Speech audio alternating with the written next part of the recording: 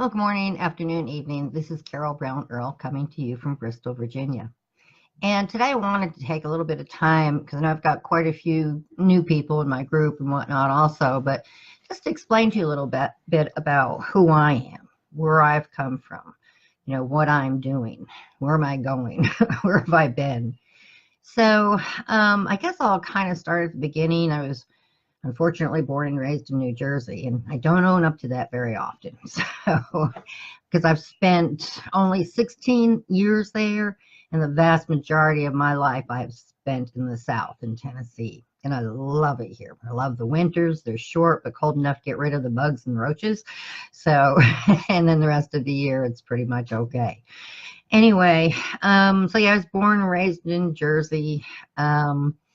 Pretty much grew up in a slightly above average household. Dad was mayor of the town where I grew up as a kid, and which is where I get a lot of my politicalness from. I don't know, I'm real good at politics and helping other people and trying to solve problems and issues and things of that sort. And I kind of owe that to my dad after almost 8 years of hearing about politics. So at a ripe old age, right? Yep, a ripe young age. So anyway, I got married young, had 2 kids. Actually got married too young, married that rebel, so to speak, which big no, guys, don't ever do that. It doesn't work out. And that was in Illinois at the time. And he took off to California, came back, kidnapped the kids from me, went through hell on that, wasn't able to fight it because I didn't have enough money for an attorney. So they pretty much wound up growing up in California, which really wasn't so bad. I mean, they grew up in Hermosa Beach, California, blonde and blue-eyed, and they're beautiful kids. So it's hard to see them because they're so far away, but every once in a blue moon we manage. But so anyway, after that marriage failed, I did, I don't know, maybe about 5 or 6 years later, I remarried and had another set of girls, always girls. First 2 were girls, the next 2 were girls. And that marriage is pretty status quo. I actually started selling fundraising materials to daycares and a few schools, things of that sort. Those people come home with a little notebook and, show you candy and newspaper candy and wrapping paper and such. Well, that's kind of what I did. And I only did it 3 days a week. And my husband was, okay, why am I working almost 7 days a week and you're out making more money than I am in 1 week? I said, I don't know. He says, there's something wrong in this picture. So what we did, we turned it around, and I ran a full-time fundraising company myself. And we dealt with all the schools within the Tri-City area, and we're very successful. Matter of fact, we sent the national companies running away because they could not compete with a mom and pop business. Because we were there for the schools. We helped them with all the necessary things they needed for their fundraising. We even talked to their parents direct. I mean, it was great. However, he died in 2003, had a massive heart attack. Hi, guys. Thanks for stopping in. He had a massive heart attack and in 2003, and my life just turned into a windmill. I wasn't sure what I was going to do, where I was going to go. I wound up living with my youngest daughter. She was in Maryville, Tennessee at the time. So I went there for a little bit. Still didn't know what I was going to do. So I decided to take a job at the airport driving a cab. Talk about off the track. I've never did anything like that before, but I knew I loved to drive. So I figured while I'm in this lost little world, I'd try something kind of new and exciting. And it was fabulous. I made tons of money doing that. And then there was this other guy who came along too, and he was there for the same reasons as I am. He had been in IT for like 30 years, and he was like taking a break from all that, couldn't stand corporate America. I know what you mean. So he and I joined forces and really cleaned up. I mean, people come in asking for HERI all the time. And we found that a lot of people we were picking up at the airport were going to the bus depot. I said, why are all these people coming in from the airplane and going onto buses? You know, what's up with that? So we did a little more inquiring, and we found out that they were what's called professional drivers. They would go to the manufacturers of like people who made those bobtails that, you know, pulled the 18-wheelers, dump trucks, utility trucks, school buses, Class A motorhomes. I mean, if it had a Class B license that needed to be driven because it was that big, we drove them. We did that for like 8 years almost on the road. Yeah, it was 8 years, and loved it because we didn't have anybody saying we had to pick something up or we had to meet a deadline. It was totally independent contractors, and as long as we got the vehicle to where it was going in X amount of time, they didn't care. So what we do a lot is we saw the entire country. You know, we went to so many of the monuments and popular places that people want to go, except I never did make it to the Grand Canyon, so that is still on my list. But it was wonderful. We even went panning for gold one time. It was wonderful. I loved it. But we'd be out 3 weeks at a time on the road, and then we'd come home for about a week is all. And that was like just to rejuvenate, get kick-started, catch up on all the laundry from all the clothes we had with us that needed to be washed. You know, things like that. Just try to catch up with family and friends, you know, that week too. So it was in 2014 that my husband, you know, we had taken a break with the winter and Christmas and all that. So he just said he didn't think he could go back to work. And he was just too weak to do it. So, and this came after news of January 1st, my father died. 3 weeks later, my sister died. Then in February, my husband's getting sick. It was not a good time. And he proceeded to get sicker and sicker. And by the end of the year, he was gone. So I lost my dad, my husband, and the one full sister that I had. And I was practically oblivious. I didn't know what I was going to do. I mean, here, you know, my father and my husband, the two main people in my life that I would always turn to, are suddenly gone. And I had no one to turn to. It was like I was the next on the chopping block because now I'm the older one. And yeah, it took me a good 2 years to finally get my head on straight. And once I did, and I realized I needed to sell the house I was in because everything there, it reminded me of him. We had a 5.5 acre farm. We had put in a 2 acre pond in the backyard, which we really called a mini lake because it was that big. We stocked it with fish. We used to go fishing all the time.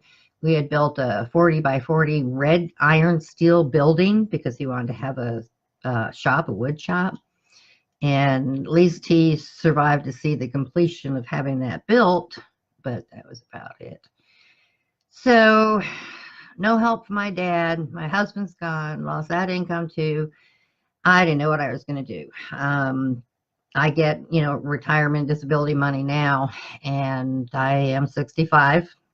Those of you who don't know. And I earned every one of these wrinkles for it. Anyway, so I then started turning to the internet and lost so much money. I spent like $80,000, about all the money I had left, just bound and determined to try to figure out some way to make money online. And then Marc Lowell came along, and I was flabbergasted.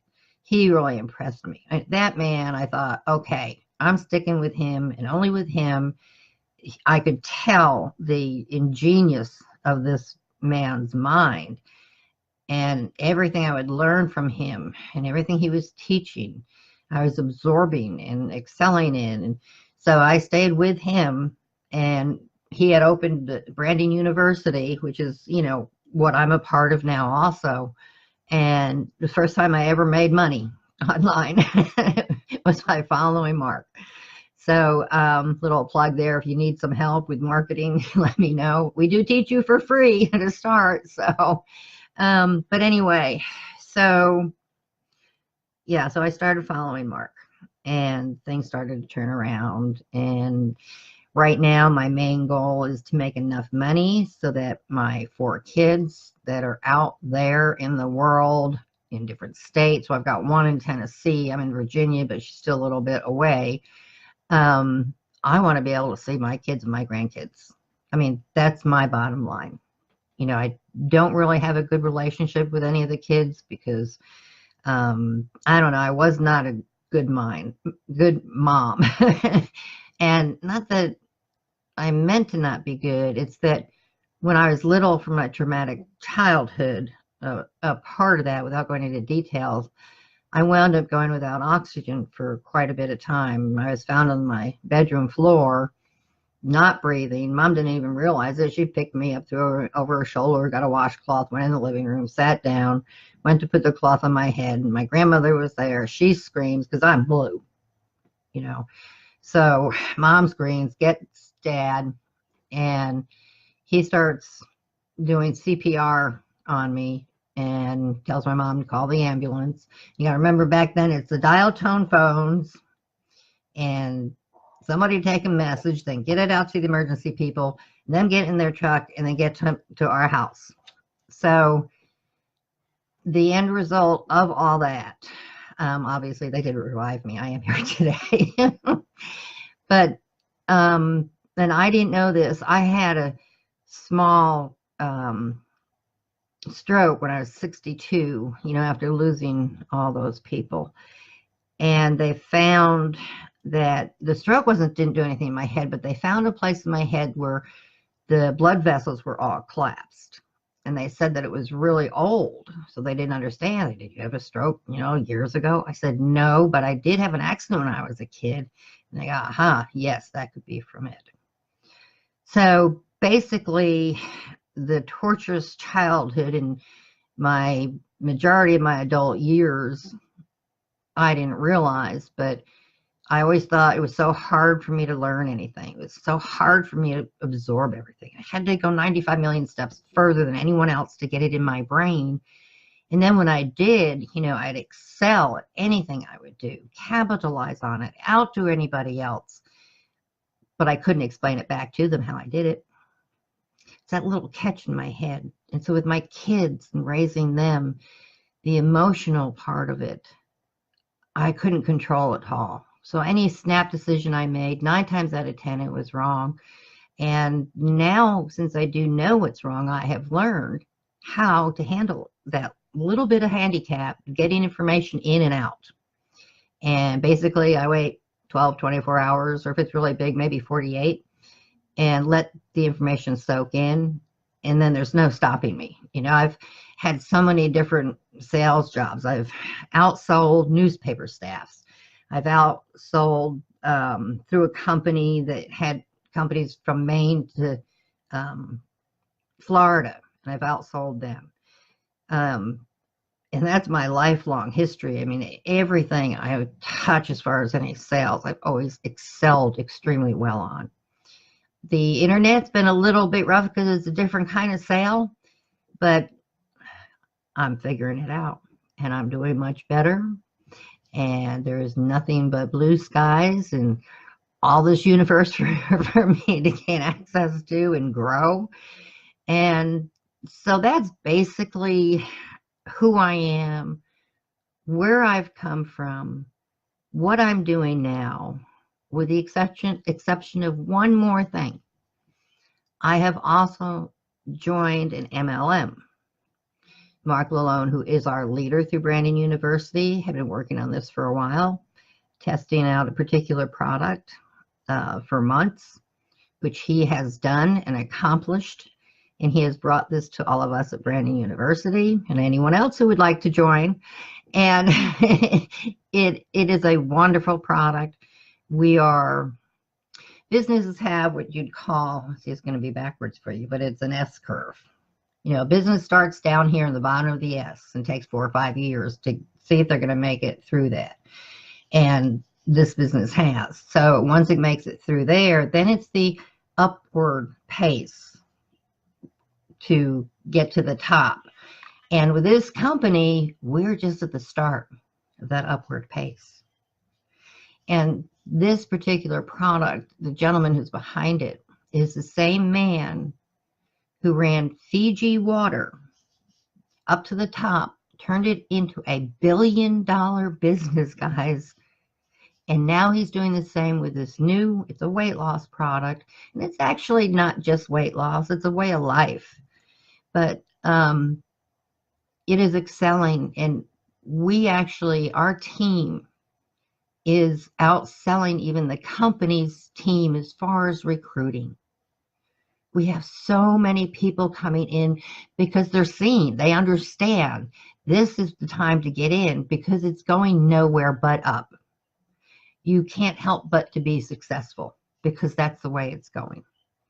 So if you'd like some information on that, just inbox me or say more info, please, in the comments if you've made it this far through the video. But I'll leave you, there's a webinar that we're running several times a day over the next several days. And I'll leave that there for you if you'd like to check it out.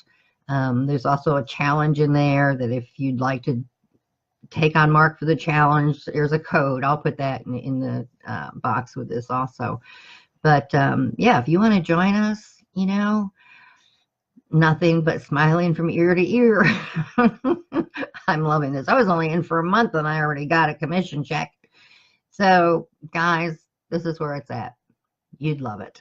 And now you know where I came from a rotten childhood, several marriages, 1 divorce, 2 deaths.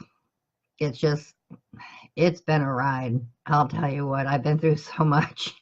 Most people say, how, and you're still sane? I said, well, maybe not as sane as you are. But I've learned to laugh things off and go on. It's the only thing you can do.